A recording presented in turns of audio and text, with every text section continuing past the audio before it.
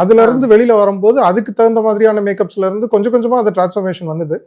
And suddenly your kind of uh work இல்ல அது ஒரு லுக் டிரான்ஸ்ஃபர்மேஷன் அப்படின்ற ஒரு இன்ஃபேக்ட் நான் உங்களை இன்ட்ரோடியூஸ் பண்ணும்போது கூட ஒரு குழந்தைய கூட வந்து ஒரு வில்லனா காட்டுற ஒரு கேரக்டர்ல கொண்டு போக முடியும் அப்படின்றது பர்டிகுலர்லி நம்ம இவரோட இதுல பார்க்கும்போது மாஸ்டர் மகேந்திரனுடைய லுக் ஓவர். ஏன்னா அவர் வந்து ரொம்ப வருஷமா ஒரு குழந்தையாவே பார்த்து குழந்தை நட்சத்திரமாவே பார்த்து அவருக்குள்ள இருக்கிற வெகுளித்தனம் ஒரு குழந்தைத்தனத்தை ரொம்பவே நம்ம பார்த்துருப்போம். சடனா வந்து அவரை வந்து ஒரு புலிகோ ஸ்டைல்ல கன்வெர்ட் பண்ணி அவர் ஒரு வில்லானிக்கா போர்ட்ரே பண்ற மாதிரி கொண்டு போறது அப்சல்யூட்லி லைக் அது எப்படி பண்ணீங்க? ஏன்னா நம்ம எல்லாம் வந்து மறு வச்சா போதும் அதுதான் வந்து ஒரு காலத்துல லுக் ஒரு கான்செப்டா இருக்கும், லுக் டிரான்ஸ்ஃபர்மேஷனா இருக்கும். இப்போ வந்து அந்த லுக் டிரான்ஸ்ஃபர்மேஷனுக்கு நீங்க எவ்வளவு மெனக்கெட்டு இருப்பீங்க? ஏன்னா அவருமே ரொம்ப நாள் வந்து he was not showing his face கூட.